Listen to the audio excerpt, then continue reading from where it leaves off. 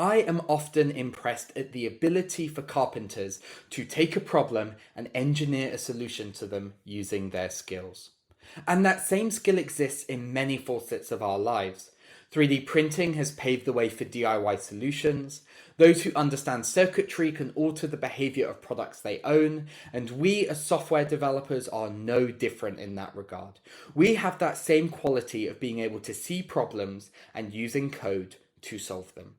And there are certainly big problems that demand big solutions, and serious applications that need care, attention, and quality. But I think the most fun way to learn new skills is building hacky, potentially Frankenstein, duct tape together projects to make your life just that bit easier. Hello there, my name is Kevin, and by day I run developer relations for an open source project called Directus, where we sit alongside your database and immediately generate REST and GraphQL APIs and spin up a beautiful web app to interact and create automations with that data. By night, I run You Got This, a learning hub entirely focused on building your core skills for a happy, healthy work life. We run free community events and host a free content library. And I want to start by talking to you about some of the small hacky projects I've built, how they've shaped up, and what you can take away from them.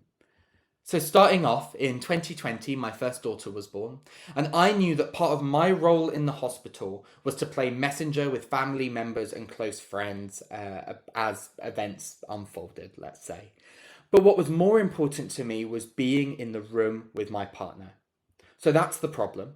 And in response, I built BabyBot, a small web app that would let me type a message once, provide a passphrase, and then batch send text messages to close family and friends. So instead of sending a dozen messages each time, or worse, forgetting someone when it's an important update, I could just fire and forget and be more present in the room.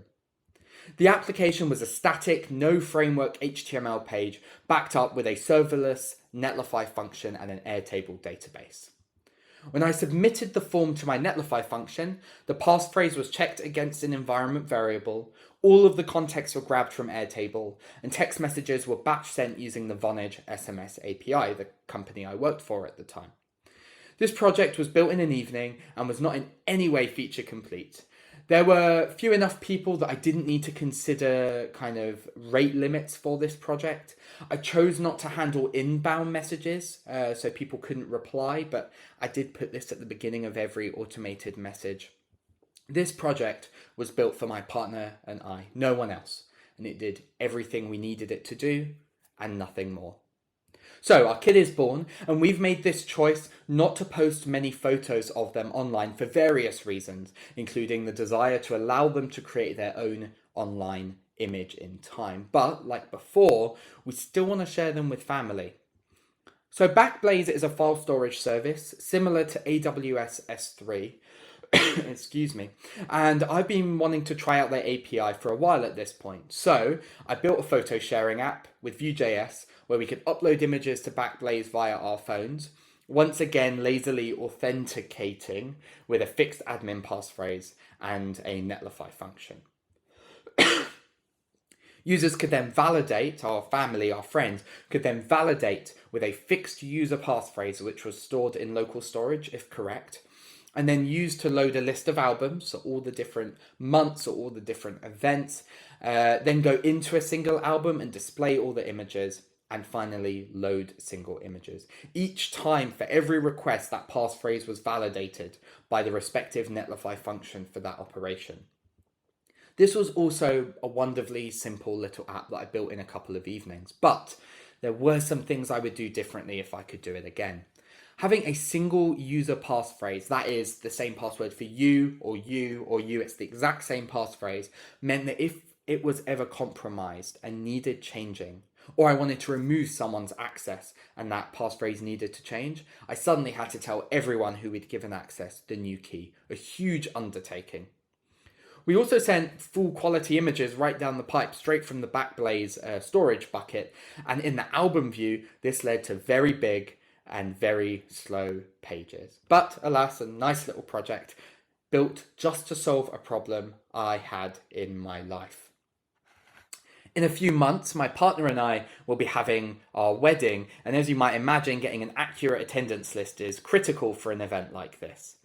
An event of this complexity also has a lot of requirements, expectations, and variables. People expect to be personally invited, and often a single invite will be addressed to more than one person. We must only allow one response per invite, and to ensure that only those on the fixed list we provide can respond. And also some invites, will invite you to the ceremony and others won't. So there's a lot of moving parts in this. Now, as I mentioned at the beginning of this short talk, I recently started working at Directus, and it seemed like a perfect small little project to learn it when I started the job. There are 3 collections for this project: people, invites, and RSVPs. Every single person we were inviting had an item in the people collection.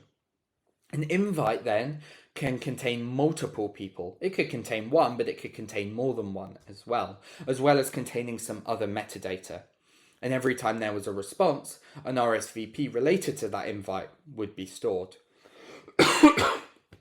Excuse me. So I built a web app once again with Vue.js, backed up by, can you guess what serverless provider I use? It was a Netlify function. Every invite gets a personalized URL.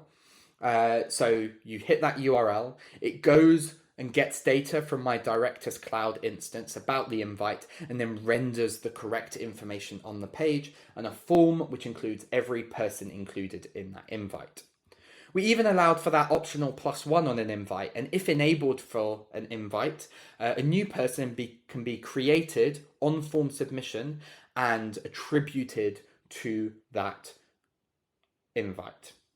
So that's pretty nice. And you'll notice on the people collection here, there is an is +1 bool. So that will only be true if it was created as a +1 at the point of RSVP submission. So now people can still be personally invited, as invites contain some custom text for that individual or individuals. But we have one true source of data which we can then use to have the best event possible. When an RSVP is made, it sends a confirmation message via SMS and email. An insights dashboard helps us understand our numbers, whether that's the attendee numbers, those who said they can't make it, the budget, the kind of shopping list, which obviously scales based on how many people are coming. And I actually tweeted a thread about how this was built, and we'll link it on my website at lws.io. And for what it's worth, not to sound like a shill or anything, but I wish I kind of knew Directus existed in each of the earlier projects. For BabyBot, we could have both stored contact details and triggered the batch SMS send in a single kind of service. For the photo app, we could have sent smaller images down the pipe with built-in image transformations. I might end up rebuilding this application.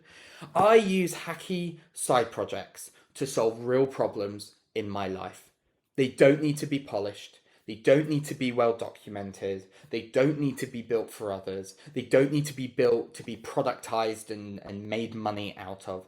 They simply need to get the job done. And if it gets the job done, then they are a success. And so I hope this talk inspires you to build more hacky, Frankenstein, duct tape together side projects, and not get caught up in perfectionism or the expectations of others while building them. Hope you found this interesting. Thank you ever so much for listening to me. My name's been Kevin Lewis. That's my Twitter handle, _PHZN. If you want to check out Directus, we are at Directus on Twitter, or you can go to directus.io. Hope you have a wonderful rest of the conference, and I look forward to perhaps hearing from you in the future. Bye for now.